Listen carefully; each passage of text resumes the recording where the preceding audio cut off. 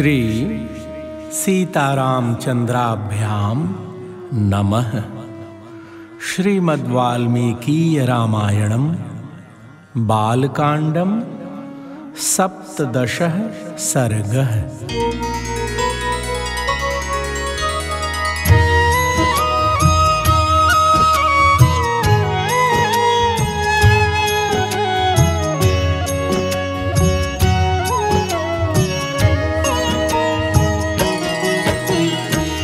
पुत्रत्वं तु गते वैष्णौ राज्ञस्तस्य महात्मनः।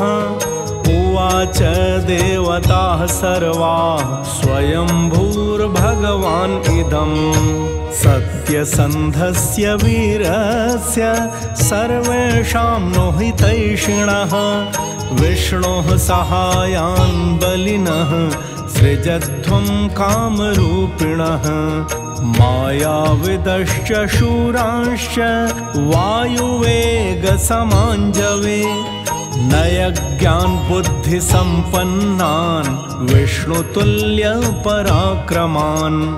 असंहार्यानुपायज्ञान् दिव्यसङ्घननान्वितान्। सर्वास्त्रगुणसम्पन्नान् अमृतप्राशनानिव।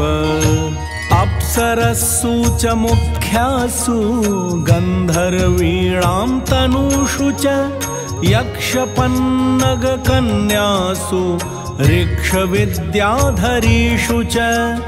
किन्नरीणां च गात्रेषु वानरीणां तनूषु च। सृजध्वं हरिरूपेण पुत्रांस्तुल्यपराक्रमान्। पूर्वमेव मया सृष्टो जाम्बवान् ऋक्षपुङ्गवः।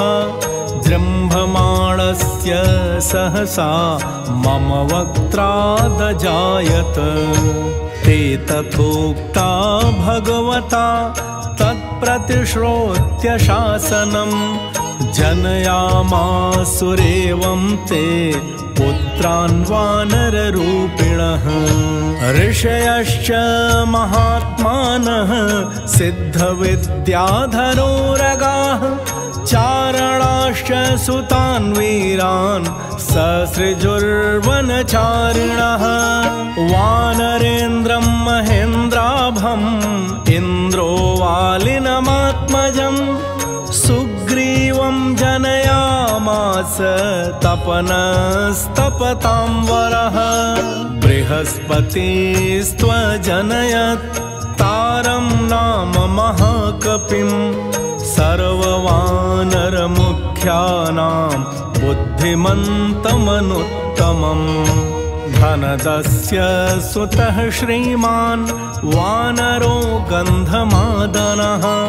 विश्वकर्मा त्वजनयत् नलं नाम महाकपिम्।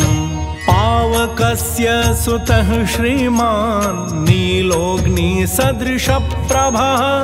तेजसा यशसा वीर्यात् अत्यरिच्यत वीर्यवान्। रूपद्रविणसम्पन्ना वश्विनौ रूपसम्मतौ। मैन्दं च द्विविधं चैव जनयामास तुः स्वयं। वरुणो जनयामास सुषेणं नाम वानरम्। शरभं जनयामास पर्जन्यस्तु महाबलः। मारुतस्यौरसः श्रीमान् हनुमान् नाम वानरः। वज्रसङ्घननोपेतो वैनतेयसमोजवे। सर्ववानरमुख्येषु बुद्धिमान् बलवान् अपि।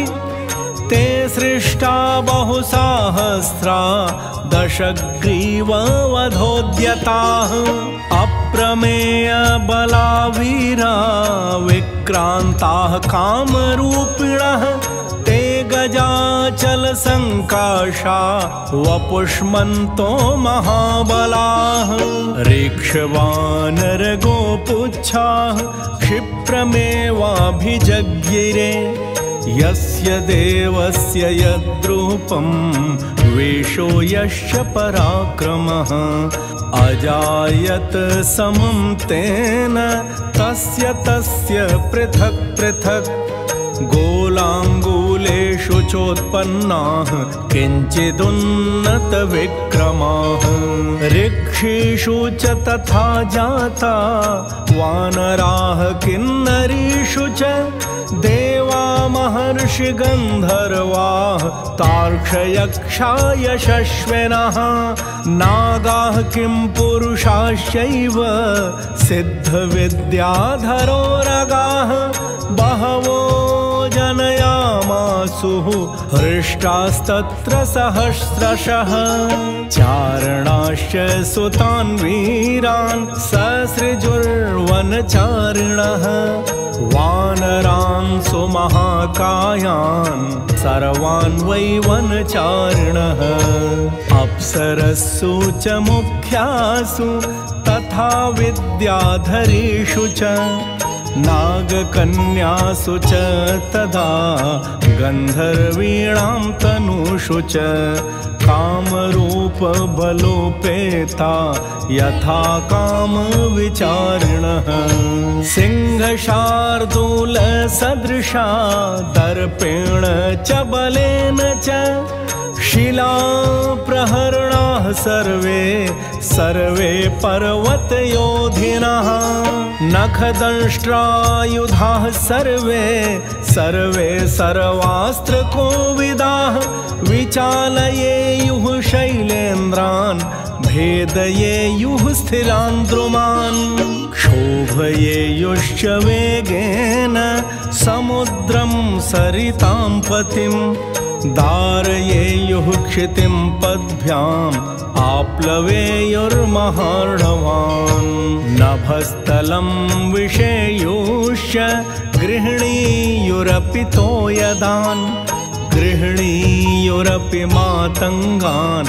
मत्तान् प्रव्रजतो वने नर्दमानांश्च नादेन पातयेयुर्विहङ्गमान् ईदृशानां प्रसूतानि हरीणां कामरूपिणां शतं शतसहस्राणि यूथपानां महात्मनां ते प्रधानेषु यूथेषु हरीणां हरियूथपाः बभूवुर्यूथप श्रेष्ठान् वीरांश्च जनयन् हरीन् अन्ये ऋक्षवतः प्रस्थान् उपतस्थुः सहस्रशः अन्ये नानाविधान् शैलान् काननानि च भेजिरे सूर्यपुत्रं च सुग्रीवं शक्रपुत्रं च वालिनं भ्रातरा उपतस्थुस्ते सर्वे च हरियूथपाः नलं नीलं हनुमन्तम् अन्यांश हरियूथपान् ते तार्क्ष्यबलसम्पन्नाः सर्वे युद्धविशारदाः विचरन्तोर्दयं सर्वान् सिंहव्याघ्रमहोरगान् महाबलो महाबाहुर्वाली विपुलविक्रमः जुगोपभुजवीर्येण ऋक्षगोपुच्छवानरान् तैर्यं पृथ्वीशूरैः सपर्वतवन आर्णवा कीर्णा विविधसंस्थानैः नानाव्यञ्जनलक्षणैः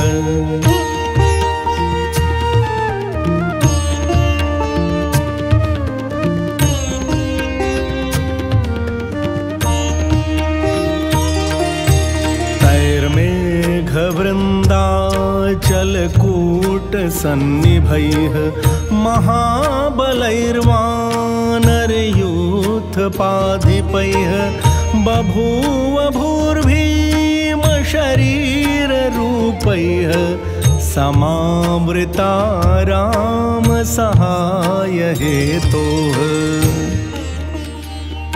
इत्यार्षे श्रीमद् रामायणे वाल्मीकीये आदिकाव्ये बालकाण्डे 17 सर्गः।